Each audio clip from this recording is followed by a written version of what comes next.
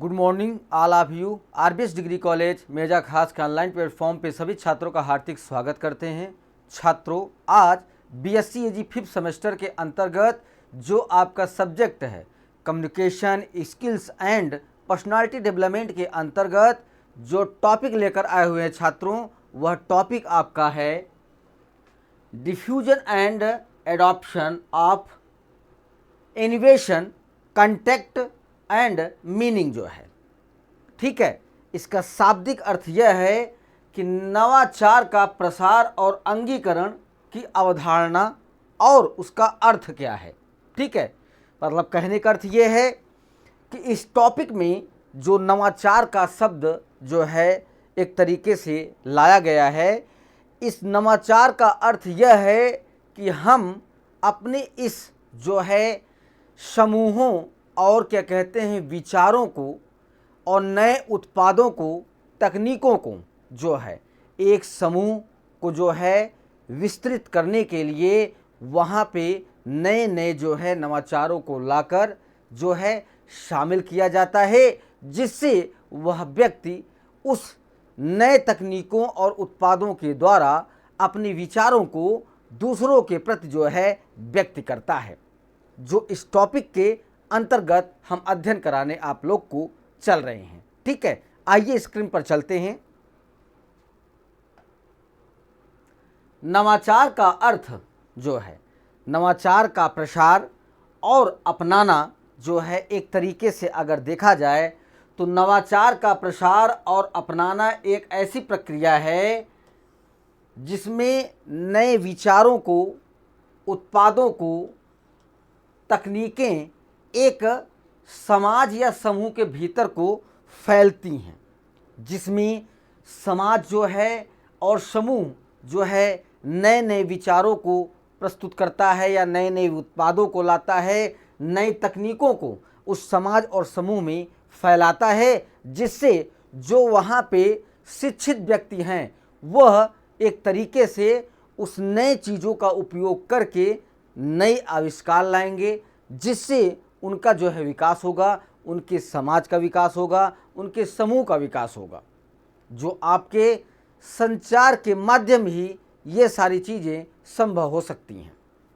फिर उसके बाद यह समझने के लिए, इसे समझने के लिए एक नवाचार कैसे सफल होता है और हमें इसके प्रसार और अपनाने से जुड़े विभिन्न पहलुओं को समझना होगा, तभी आप जो है नवाचार का प्रसार कर सकते हैं और उसे अपना सकते हैं छात्रों। ठीक है, फिर उसके बाद नवाचार जो है, नवाचार इनोवेशन का अर्थ है किसी मौजूद चीज़ में नवीनता लाना या उसमें परिवर्तन करना जो है वो आपका नवाचार है छात्रों। ठीक है, फिर यह कोई नया विचार, उत्पाद, सेवा, प्रक्रिया, व्यापार मंडल को हो सकता है जो पहले से मौजूद चीज़ों में सुधार लाता है या पूरी तरह से नई चीज़ें प्रस्तुत करता है, जो समाज और समूह के द्वारा जो है उस चीज़ को फैलाया जाता है। ठीक है, फिर उसके बाद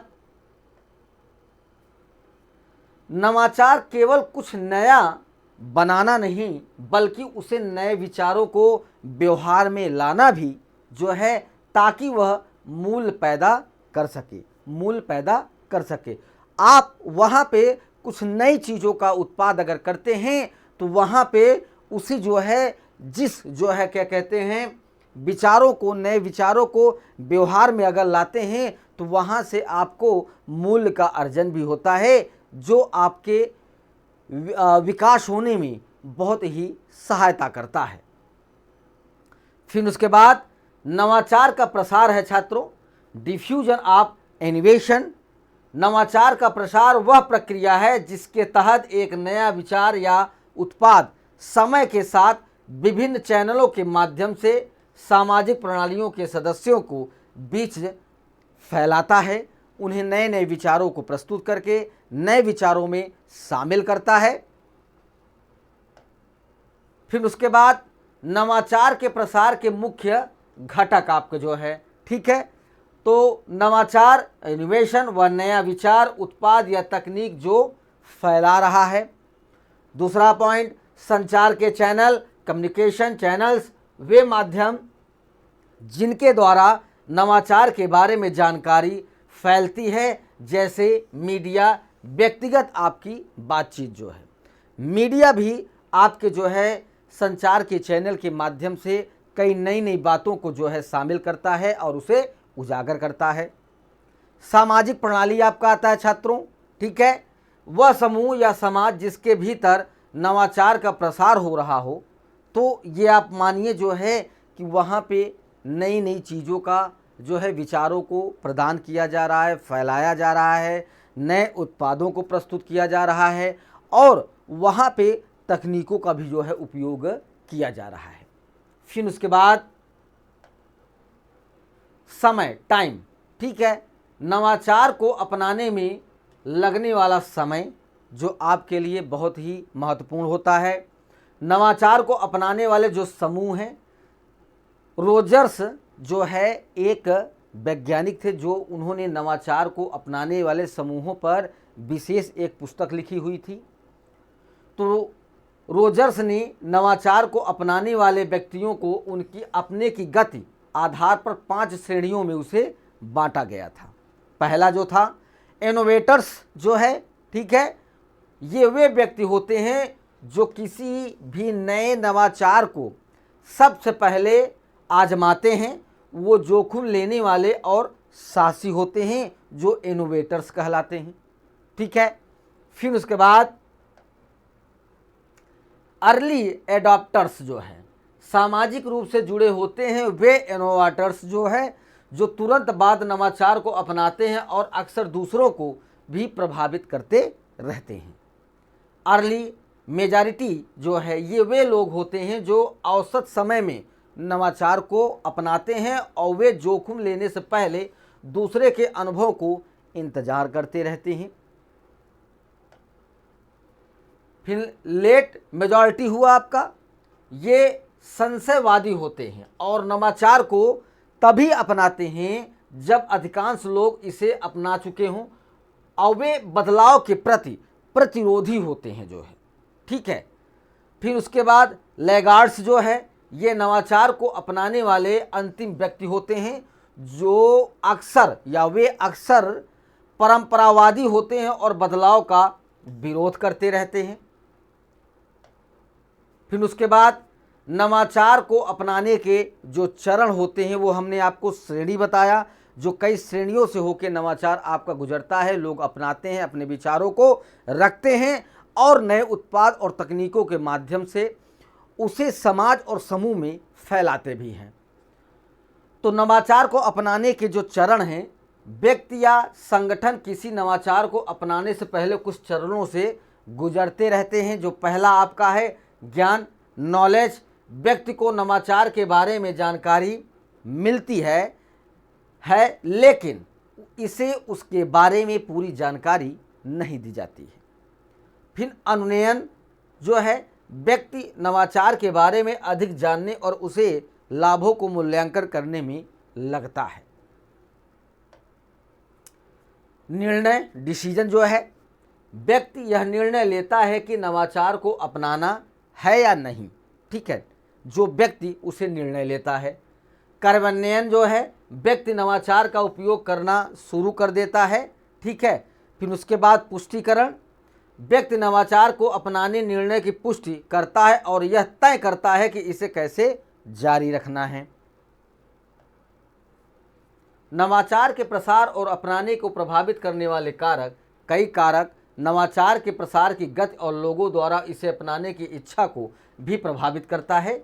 जैसे सापेक्ष लाभ है छात्रों, नवाचार कितनी भी बेहतर हो या मौजूदा समाधानों की तुलना में कितना अधिक फायदेमंद हो, ये मानिए जो है कि वहाँ पे आपको नवाचार के माध्यम से आपके समाज के उस समूह को कुछ नए विचारों, नए उत्पादों, नए तकनीकों का जो है एक तरीके से फैलाव होता है, जानकारी मिलती है। जितना अधिक लाभ होगा उतनी ही तेज़ी से इसे अपनाया जाएगा भी जो है।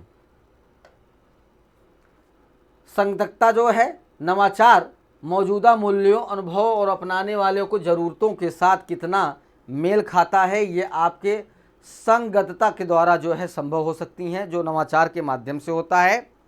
जटिलता आपका, नवाचार को समझना और उपयोग करना कितना कठिन है, कम जटिल नवाचारों को आसानी से अपनाया जाता है। पर्यवेक्षण क्षमता, नवाचार को अपनाने से पहले छोटे पैमाने पर परीक्षण या उपयोग करने की दक्षता पाई जाती है, जो आपके नवाचार के विचारों के द्वारा उसे फैलाया जाता है।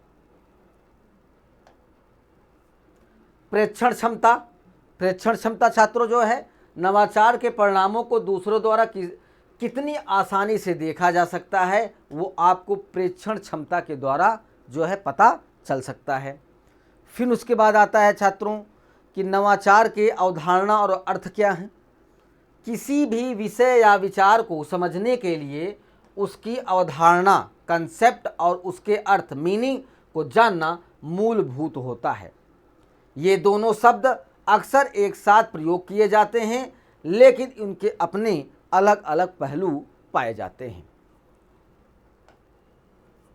अवधारणा आपका छात्रों, कंसेप्ट, अवधारणा एक अमूर्त विचार या सामान्यीकृत धारणा है जो किसी वस्तु, घटना, संबंध या गुणवत्ता के समूह को जो है दर्शाता रहता है। यह हमारे मन में बनने वाली एक मानसिक छवि या खाका है जो हमें दुनिया को समझने और वर्गीकृत करने में मदद करती है। अवधारणाएं हमें जटिल जानकारी को सरल बनाने और उसे संगठित करने में सक्षम बनाती हैं छात्रों। ठीक है, जो आपके नवाचार के अवधारणा में ये सारी बातों को फैलाया जाता है या फिर जानकारी दी जाती है। न्याय एक अवधारणा है। यह निष्पक्षता, समानता और सही निर्णय लेने के सिद्धांतों से जो है संबंधित होता है, जो आपके नवाचार की अवधारणा में जो है सिद्ध किया जाता है कि वहाँ पे न्याय के पोजीशन पे जो है आप एक अवधारणा या निष्पक्षता और समानता और सही निर्णय लेने का सिद्धांतों से संबंधित या आपका जुड़ाव होता है। फिर आता है छात्रों अर्थ, मीनिंग। अर्थ वह व्याख्या या बोध है जो हमें किसी अवधारणा, शब्द, प्रतीक या क्रिया से निकलते हैं या निकालते हैं कि कोई चीज़ हमारे लिए किस संदर्भ में क्या महत्व रखती है। अर्थ अक्सर संदर्भ निर्भर होता है और विभिन्न व्यक्तियों या संस्कृतियों के लिए भिन्न हो सकता है, जो आपके नवाचार के द्वारा ही ये सारी बातें संभव हो सकती हैं। फिर उसके बाद संबंध आता है। अवधारणा और अर्थ में नवाचार के अवधारणा और अर्थ में क्या संबंध होता है उसे हम बतला रहे हैं कि अवधारणा और अर्थ एक दूसरे से गहराई से जुड़े हुए हैं। हम अवधारणाओं को समझने के लिए उनके अर्थ का सहारा लेते हैं। अवधारणाएं हमें अर्थ गढ़ने और व्यक्त करने का आधार प्रदान करती हैं। अवधारणाएं सारभूत होती हैं, जबकि अर्थ उन सारभूत विचारों को हमारी समझ के दायरे में लाता है और उन्हें प्रासंगिक भी बनाता है छात्रों।